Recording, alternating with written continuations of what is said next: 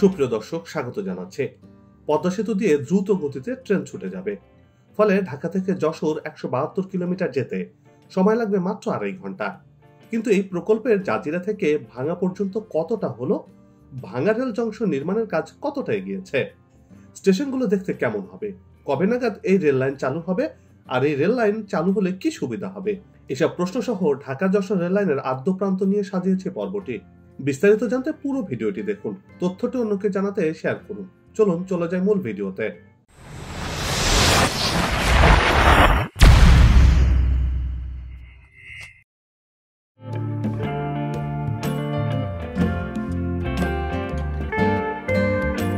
প্রমত্তা পদ্মার বুক ভরা জলের গর্জন তোলা ঢেউ, ঢেউ খেলানো নদীর জলের উপর দাঁড়িয়ে আছে এক স্বপ্ন, যে স্বপ্নের নাম পদ্মা সেতু।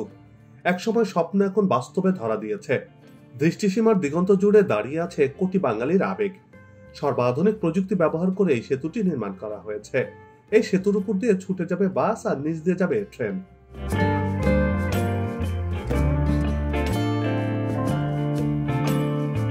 আর এই পদ্মা সেতুকে ঘিরে দেশের রেল নেটওয়ার্ক বদলে যাচ্ছে।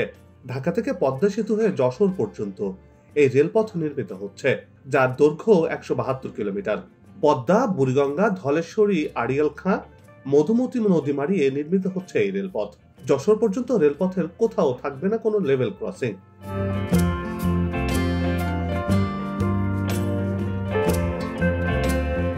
ঢাকা থেকে মাওয়া হয়ে ভাঙ্গা পর্যন্ত রেলপথ নির্মাণের কাজ সবচেয়ে বেশি অগ্রগতি হয়েছে, যার মধ্যে আবার ঢাকা থেকে মাওয়া পর্যন্ত কাজের অগ্রগতি বেশি। এই অংশে ঢাকার গ্যান্ডারা থেকে শুরু করে কেরানীগঞ্জ হয়ে মাওয়া স্টেশন পর্যন্ত এলিভেটেড রেলপথ নির্মাণের কাজ অনেক দূর শেষ হয়েছে। দর্শক, গত পর্বে এই অংশের কাজের অগ্রগতি দেখিয়েছিলাম। ডেসক্রিপশন পয়েন্টে আর আই বাটনে সেই লিংক দেওয়া রয়েছে, চাইলে সেই ভিডিওটি দেখতে পারেন। এবার চলুন পদ্মা সেতুর ওপার অর্থাৎ ভাঙ্গা পর্যন্ত রেললাইনের কাজের অগ্রগতি দেখে আসি।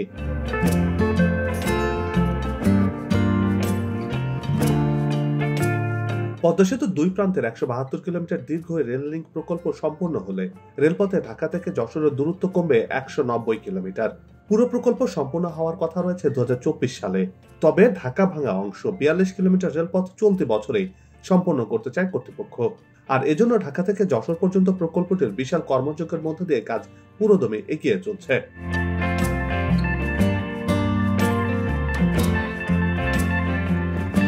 প্রকল্প এলাকা সরেজমিন ঘুরে দেখা গেছে, এই প্রকল্পের তৃতীয় অংশ পদ্মা সেতুর পশ্চিম প্রান্ত অর্থাৎ জাজিরা অংশেও উড়াল রেলপথ নির্মিত হয়েছে। মাওয়ার মতো জাজিরা অংশেও অনেক উঁচু দিয়ে নির্মিত হয়েছে সড়ক পথ। মূলত পদ্মা সেতুর সঙ্গে সামঞ্জস্য রেখেই এই উড়াল সড়ক নির্মিত হয়েছে।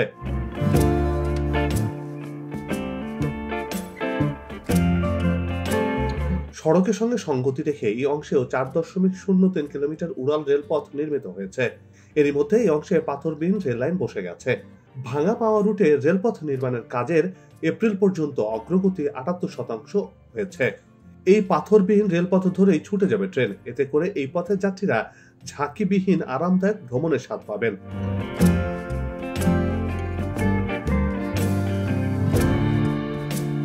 এই পথেও রেল লাইনটি ঢাকা মাওয়া ভাঙ্গা এক্সপ্রেসওয়ের পাশ দিয়ে বয়ে গেছে।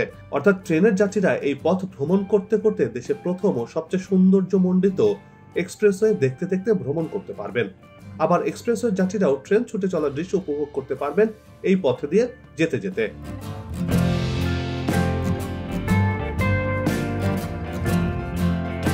শরীয়তপুরের জাজিরায় নির্মিত হচ্ছে পদ্মা নদীর নামে স্টেশন, অর্থাৎ এই স্টেশনের নাম হচ্ছে পদ্মা স্টেশন। মাওয়া স্টেশন থেকে পদ্মা স্টেশনের দূরত্ব 14 কিলোমিটার। এর মধ্যে 6 কিলোমিটার পড়বে পদ্মা সেতুতে। তবে সেতু পারে মানুষকে স্টেশন পেতে 2 থেকে 3 কিলোমিটার সড়ক পথ পাড়ি দিতে হবে। তবুও খুশি সেতু পারের বাসিন্দারা।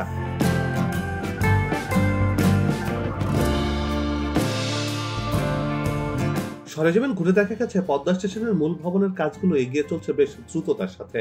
রেল স্টেশনের স্টাফ সহ অন্যান্য আবাসন সুবিধা নিশ্চিত করতে 10টি স্টেশনে অত্যাধুনিক সুযোগ সুবিধা সম্বলিত রেসিডেন্স বিল্ডিং বা আবাসিক ভবন গড়ে তোলা হচ্ছে। আর এই ভবনগুলো এরই মধ্যে দৃশ্যমান হয়েছে। একই সাথে রেল স্টেশনের মূল ভবনটিও দৃশ্যমান হয়েছে।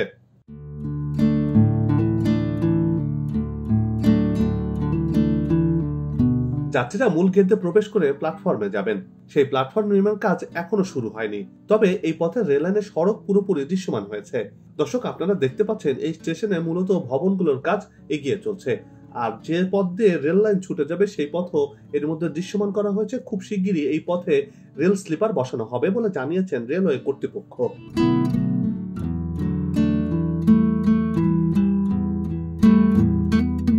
এক্সপ্রেসওয়ে পথ ধরেই কেবেকে চলে গেছে রেল লাইন। এই পথ ধরে আড়িয়াল খাঁ নদী পাড়ি দিয়ে রেল লাইন ছুটে গেছে ভাঙ্গায়। ঢাকা টু যশোর রেলপথে 59টি সেতু নির্মিত হচ্ছে, আন্ডারপাস থাকছে 276টি। দেশে এই প্রথম কোন রেল লাইন লেভেল ক্রসিং বিহীন আন্ডারপাসের মাধ্যমে নির্মিত হচ্ছে। ভাঙ্গা যশোর প্রান্তে 31টি প্রধান সেতুর মধ্যে 9টি সেতুর কাজ শেষ হয়েছে, 19টির কাজ এগিয়ে চলছে। দর্শক, এ বিষয়ে আপনার মতামত প্রত্যাশা করছি।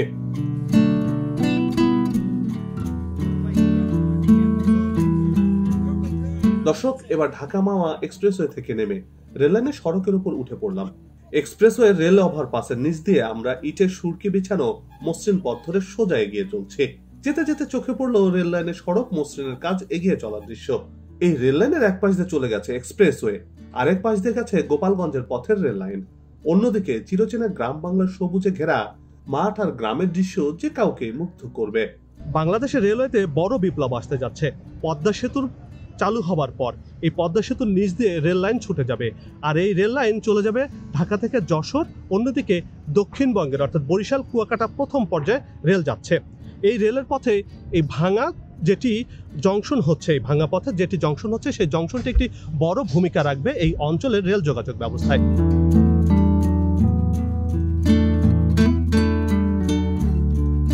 ফরিদপুরের ভাঙ্গায় উন্নত দেশের আদলে নির্মাণ করা হবে জংশন। ভাঙ্গা থেকে একটি লুপ ফরিদপুর সদর এবং অন্য একটি লুপ নাগরকান্দায় গেছে। তবে প্রকল্পের আওতায় নাগরকান্দা স্টেশন নির্মাণ করা হবে, আর এ কারণে এই অঞ্চলের দৃশ্যপট খানিকটা বদলে গেছে। আধুনিকতার ছোঁয়া এসেছে এই অঞ্চলের মানুষের মধ্যে।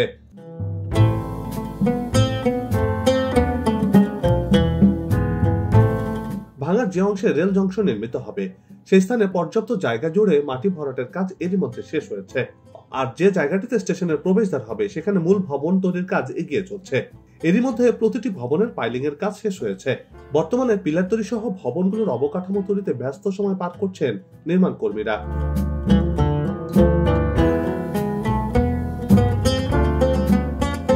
কোনটি ভবনের একতলা ছাদ ঢালাইয়ের জন্য প্রস্তুত করা হচ্ছে, আবার কোনটি ভবনের পিলার তৈরির অবকাঠামো প্রস্তুত করা হচ্ছে। এই লোহার খাঁচার ভেতরে সিমেন্ট পাথরের আস্তরণ ঢেলে এক একটি পিলার তৈরি করা হবে। পরে এই পিলারের উপর নির্মিত হবে স্টেশনের বিল্ডিং গুলো। আর এসব কাজ দ্রুত এগিয়ে নিতে প্রকল্প এলাকাতে চলছে বিশাল নির্মাণযোগ্য। রেল ব্যবস্থা যদি সারা বাংলাদেশে ছড়িয়ে দেওয়া যায় তাহলে বাংলাদেশ অর্থনৈতিকভাবে এগিয়ে যাবে। এই প্রান্তিক পর্যায়ে যারা কৃষক রয়েছে, প্রান্তিক পর্যায়ে যারা উৎপাদন করছেন, কৃষি পণ্য যারা উৎপাদন করছেন, এবং একই সাথে যারা ছোট ছোট পণ্য উৎপাদন করছেন অর্থাৎ এসএমই খাতে যারা অবদান রাখছেন দেশের অর্থনীতিতে, সেই সব মানুষগুলো কিন্তু এই রেল লাইন সেবা চালু হলে ঢাকা খুব সহজেই, ঢাকা শহর সহ বন্দরনগরী চট্টগ্রামে পণ্য পরিবহন খুব সহজেই করতে পারবে কম খরচে। অর্থাৎ দেশের অর্থনৈতিক উন্নয়নে এই রেল সেবা একটি বড় অবদান রাখতে পারে। অন্যদিকে যে বর্তমানে যে রেল সেবা মানুষ যেটি গ্রহণ করছে, অর্থাৎ পরিবহনের ক্ষেত্রে মানুষ যেটি যাতায়াতে খুবই সক্ষম যাতে হয়, বা যাতায়াতে যাতে এই রেলে যাতায়াত যাতে খুব সহজ হয়, আরও আরামদায়ক হয় এবং আনন্দঘন হয়, সেই ব্যবস্থা যদি নিশ্চিত করা যায় তাহলে বলা যেতে পারে পরিবহন ক্ষেত্রে বাংলাদেশ একটি বিপ্লব ঘটাতে যাচ্ছে। সড়ক পথে যেমন বাস রয়েছে, তেমনি সড়ক পথে যদি রেলের ব্যবস্থা যদি আরও উন্নত করা যায় তাহলে সমন্বিতভাবে যে যোগাযোগ ব্যবস্থার একটি কথা বলা হচ্ছে, বর্তমান সরকার যেটি সমন্বিত যোগাযোগ ব্যবস্থা নিশ্চিত করতে চাচ্ছেন, সেই সমন্বিত ব্যবস্থা কিন্তু গড়ে উঠবে। এতে করে একটি দেশের যে উন্নয়নের জন্য একটি সমন্বিত যোগাযোগ ব্যবস্থা যতটা প্রয়োজন সেই লক্ষ্য অর্জন হবে। ফলে অর্থনৈতিক বলা যেতে পারে যে অর্থনৈতিক উন্নয়ন, আর অর্থনৈতিক উন্নয়ন হলে বাংলাদেশের উন্নয়ন হবে, বাংলাদেশের মানুষের উন্নয়ন হবে, ভাগ্যের পরিবর্তন হবে।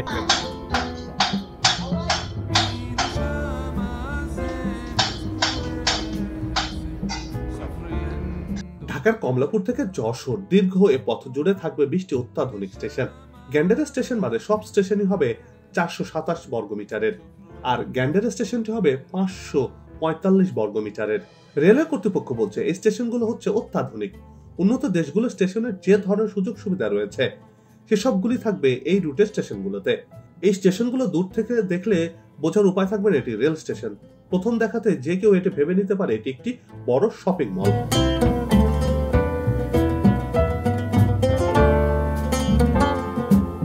এসব স্টেশনের ভেতরে থাকবে ফুট ওভারব্রিজ, চলন্ত সিঁড়ি ও লিফট।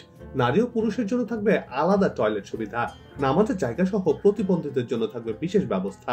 ফলে প্রতিবন্ধীরা কারো সহযোগিতা ছাড়াই নিরাপদে স্টেশন ব্যবহার করতে পারবেন। যেসব স্টেশনে আন্ডারপাসের মাধ্যমে এক প্ল্যাটফর্ম থেকে অন্য প্ল্যাটফর্মে যাওয়া যাবে, সেখানে লিফট বা চলন্ত সিঁড়ি থাকবে না। বর্তমানে যেটি বলা হচ্ছে মানুষের আয়ের কথা, মানুষের মাথা পিছু আয় প্রায় $3000 কাছাকাছি, $2700 উপরে রয়েছে। এই আয় যাতে আরো বাড়ে এবং বর্তমানে যে করোনাকালীন যে মহামারী চলছে, সেই মহামারীতে যাতে কোনো ধরনের, এখনো পর্যন্ত বাংলাদেশে কিন্তু অর্থনীতির দিক থেকে তেমন কোনো প্রভাব ফেলতে পারেনি। অন্যান্য দেশে ফেললেও বাংলাদেশ কিন্তু দুর্দান্ত গতিতে অর্থনীতির দিক থেকে এগিয়ে যাচ্ছে। এই ধরনের অবকাঠামো এবং এই ধরনের যোগাযোগ ব্যবস্থা যদি গড়ে তোলা যায়, তাহলে বাংলাদেশ অর্থনৈতিকভাবে সেই যে লক্ষ্যমাত্রা রয়েছে সেই লক্ষ্যমাত্রা অর্জন করতে সক্ষম হবে। বাংলাদেশ একসময় তলাবিহীন জুড়ি, আগামীতে বাংলাদেশ বিশ্বের দরবারে মাথা উঁচু করে দাঁড়াবে, বাংলাদেশের অর্থনীতি এগিয়ে যাবে।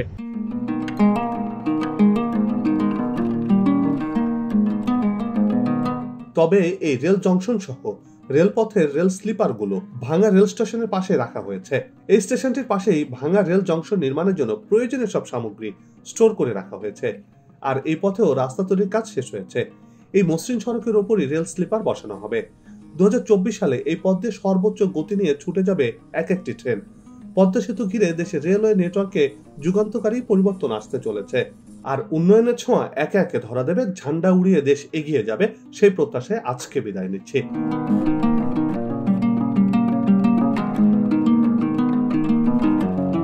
প্রিয় দর্শক, আগামীতে আবারও দেখা হবে।